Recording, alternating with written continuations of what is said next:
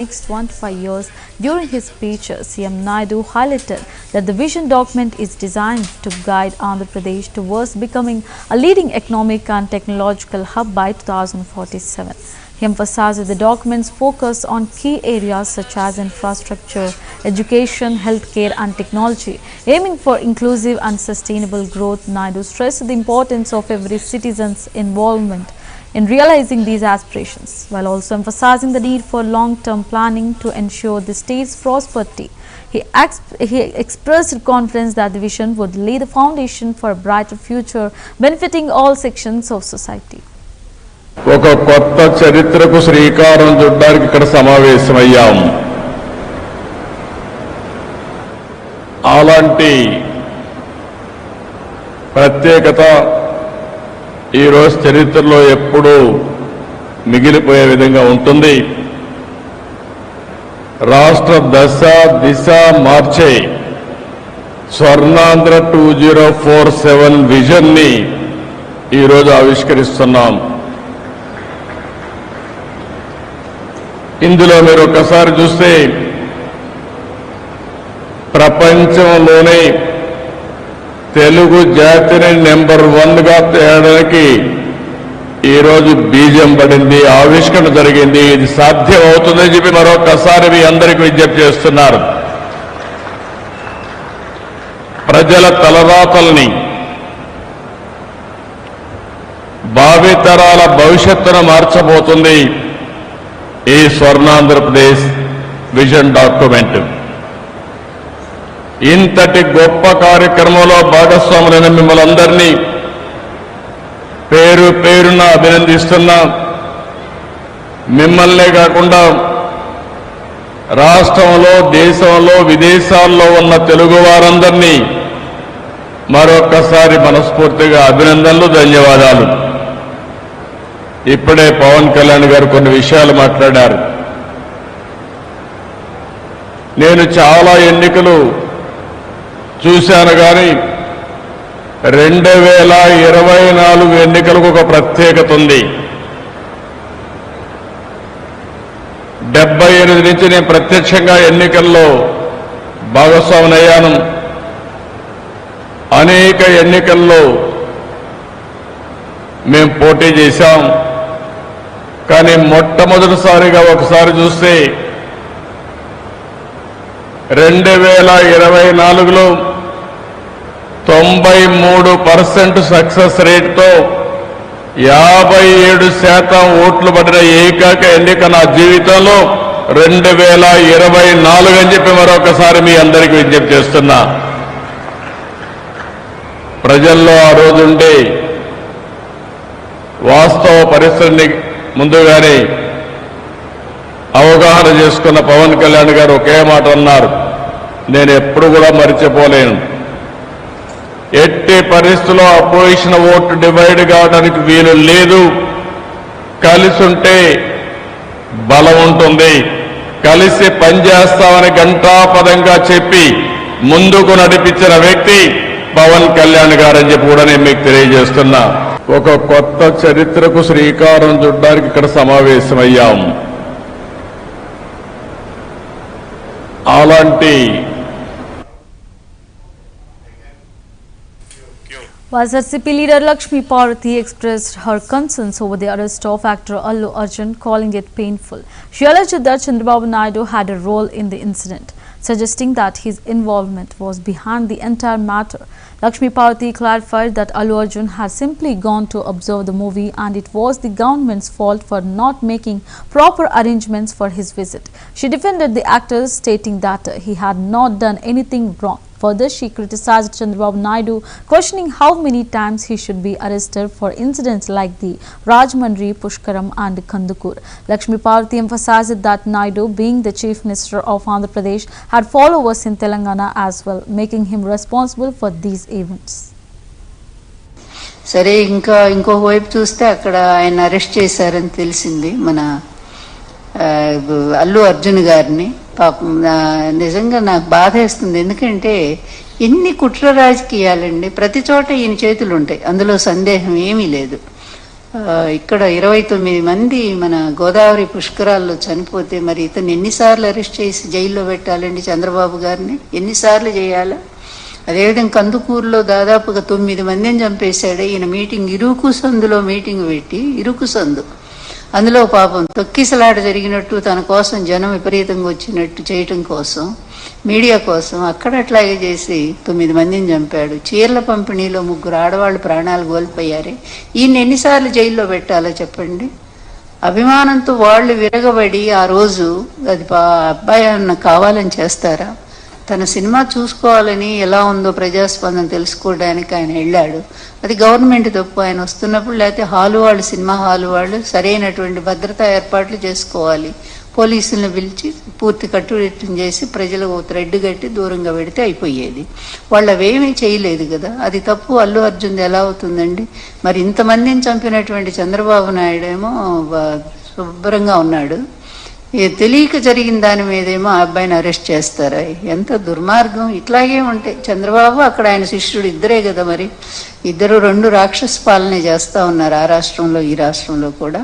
అందువల్ల ఏదైనా దేనికైనా ఒక అంతిమం అనేది ఒకటి ఉంటుంది. తప్పనిసరిగా రైతులకు అన్యాయం చేస్తున్నటువంటి ఈ ప్రభుత్వం తొందరలోనే దాన్ని సరే. ఇంకో వైపు చూస్తే అక్కడ ఆయన అరెస్ట్ చేశారని తెలిసింది. India District YCP President Devaneni Avinash was arrested by the police while on his way to submit a petition to the collector regarding issues faced by farmers. The police detained him on the road, which Avinash strongly criticized, calling the action inappropriate in a democracy. He expressed anger over being arrested for standing by the farmers' cause. Along with Avinash, several other YCP leaders were also arrested by the police during the incident.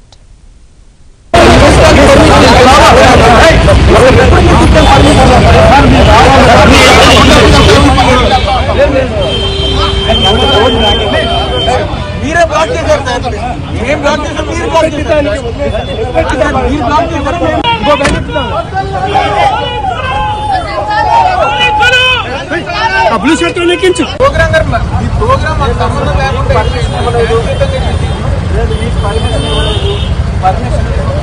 Representation permission సబ్లీ చేస్తే వస్తుంది sir, సబ్లీ చేసాం sir. రాపేసి లేదు బాబు, తాళం తీసుకొని బండి తాళం road మీద రాపేసి, రోడ్డు మీద రాపేసి ఏం సార్ ఇది? రోడ్డు మీద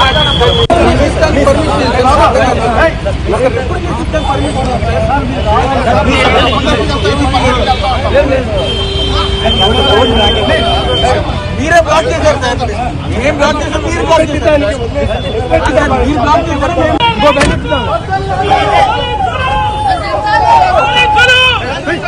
బ్లూ షర్ట్ లెక్కించు ప్రోగ్రామ్ ఈ ప్రోగ్రామ్ సంబంధం లేకుండా పర్మిషన్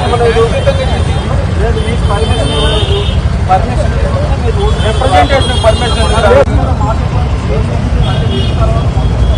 సబ్లీ చేస్తే వస్తుంది సార్, సబ్లీ చేసాం సార్. రాపేసి లేదు బాబు, తాళం తీసుకొని బండి తాళం రోడ్డు మీద రాపేసి, రోడ్డు మీద రాపేసి ఏం సార్ ఇది? రోడ్డు మీద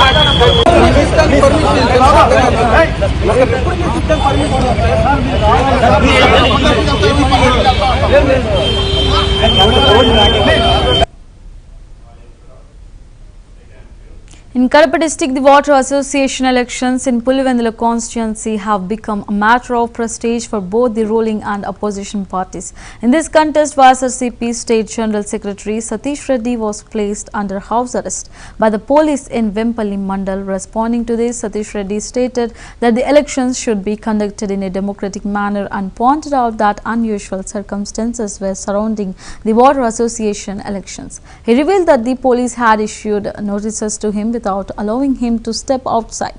He further added that if the government had good intentions, the elections should be held in a transparent and democratic way.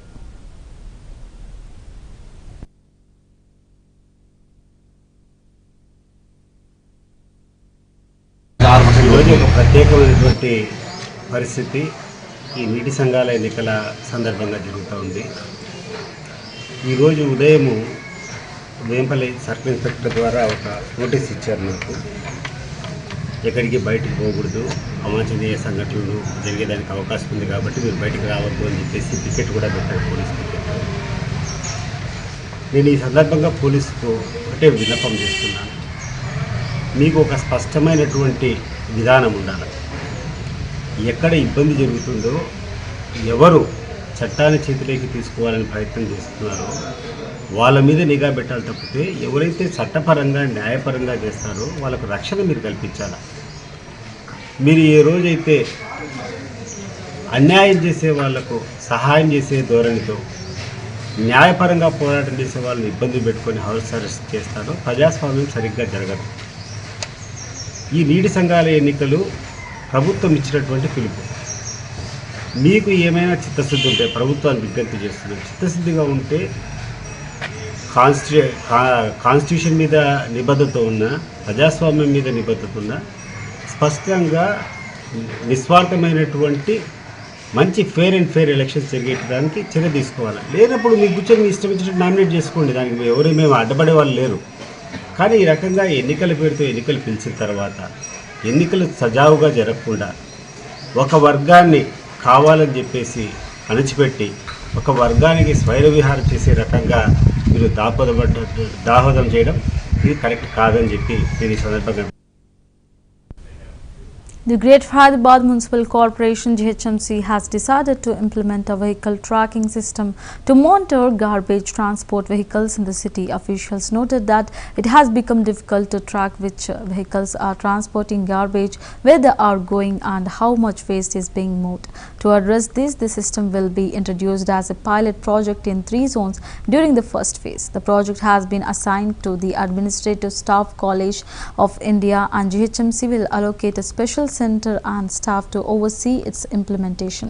Officials identified 2,666 major garbage generating points across 6 GHMC zones, with Charminar, Khairatabad and Secunderabad having the highest number of these points. A total of 75 garbage compressing vehicles currently operate in these zones. These vehicles will be tracked using vehicle and mobile numbers. The tracking system will later extend to vehicles in other zones, including Serlingampalli, Kukatpalli, LB Nagar and those associated with Ramki. In addition to garbage transport vehicles, GHMC also plans to track 4,500 auto tippers that collect household waste. The initiative aims to improve garbage management across the city by keeping a closer watch on both the transport vehicles and the auto tippers.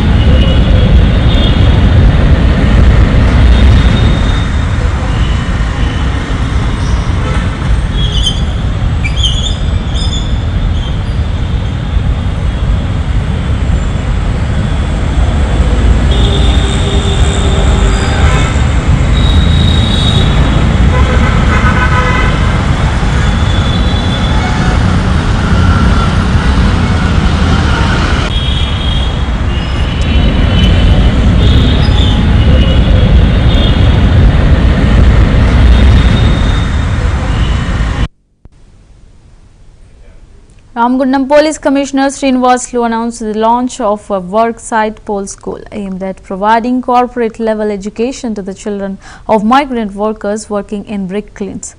He inaugurated the school at the MTN brick kiln located on the outskirts of Raghavapur village in Peddapalli district. During the inauguration, CP Srinivaslu handed over plates and books to the children of Odisha workers. He emphasized that many migrant workers leave their home states to earn a living in the brick kilns, and it is crucial that their children do not quit their studies to work alongside them. He further explained that the initiative was launched in collaboration with the employers, with the goal of offering education that will pave the way for a bright future for the children of migrant workers. Ramagundam కమిషనరేట్లో community contact ప్రోగ్రాంలో భాగంగా police ఆధ్వర్యంలో ఈ పెద్దపల్లి బసంత్ నగర్ ఏరియాలో ఇటుక బట్టీలలో పనిచేస్తున్న కార్మికులకి, ముఖ్యంగా వీళ్ళందరూ ఒరిస్సా నుంచి ఇక్కడ వచ్చి పనిచేస్తున్నారు, మన ఎకానమీకి తోడుగా ఉన్నారు.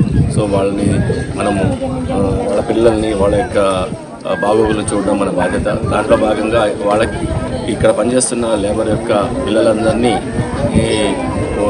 ఎడ్యుకేషన్ పరంగా మలపడం కోసం ఇక్కడ ఒక ధృవ కమ్యూనిటీ స్కూల్ ఏర్పాటు చేయడం జరిగింది. దీంట్లో 72 మంది స్టూడెంట్స్ ఉన్నారు. వాళ్ళు వివిధ క్లాసుల్లో ఉన్నారు, ఫస్ట్ నుంచి 5th క్లాస్ వరకు. అది వాళ్ళ లాంగ్వేజ్లోనే, అంటే ఒడిస్సా లాంగ్వేజ్లో చెప్పే టీచర్లని, ఒక లేడీ టీచర్, ఒక జెంట్ టీచర్ని అపాయింట్ చేయడం జరిగింది.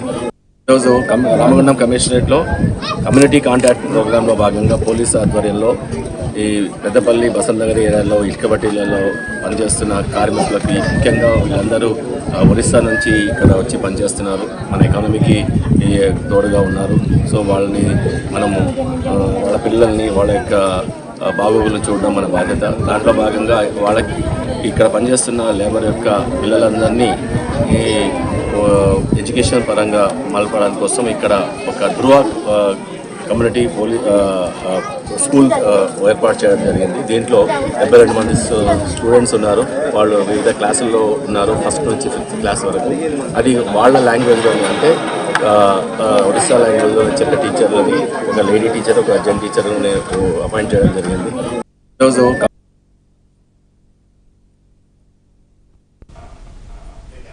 That's the wrap of the regional news. Keep watching Savior News English.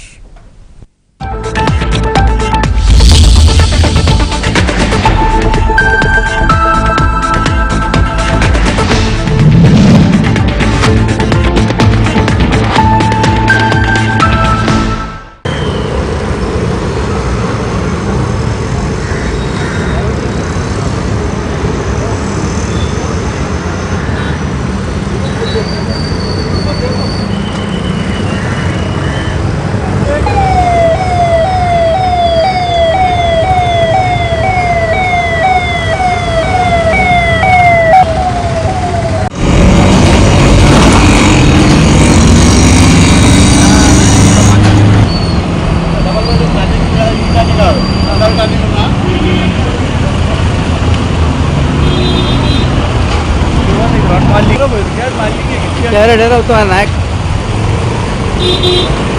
ना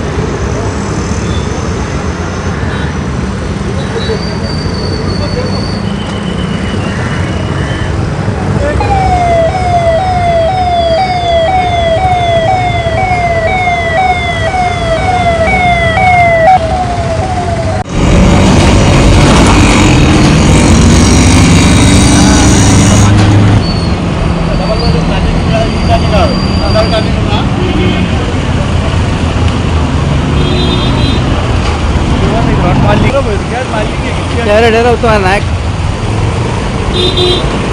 ना गाड्या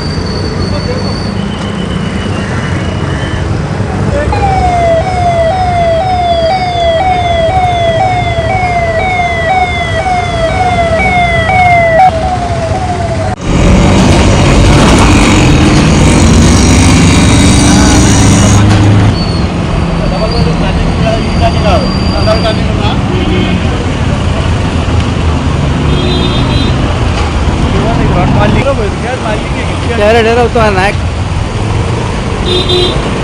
ना गाण्या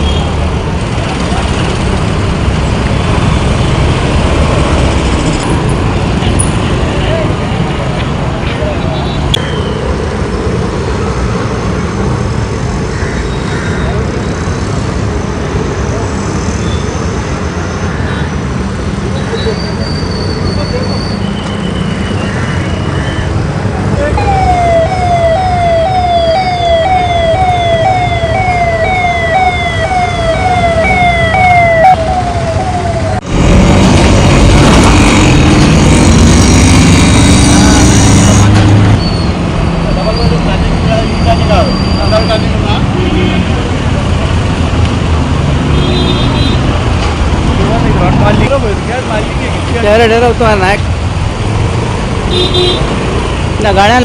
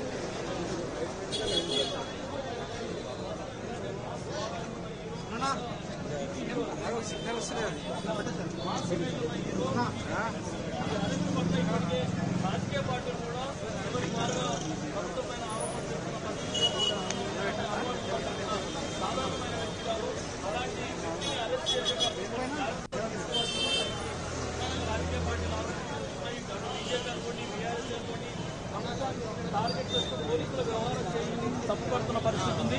దీని పట్ల ఇంత తొందరపాటు నిర్ణయంగా తీసుకునే అవకాశం రాజకీయ party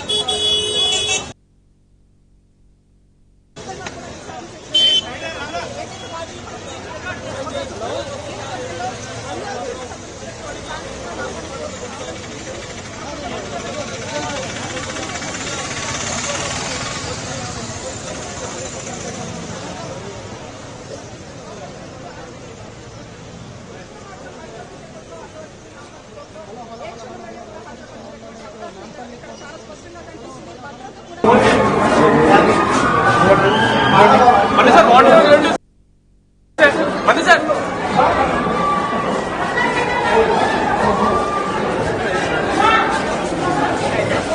Mani sir, what you are going to say?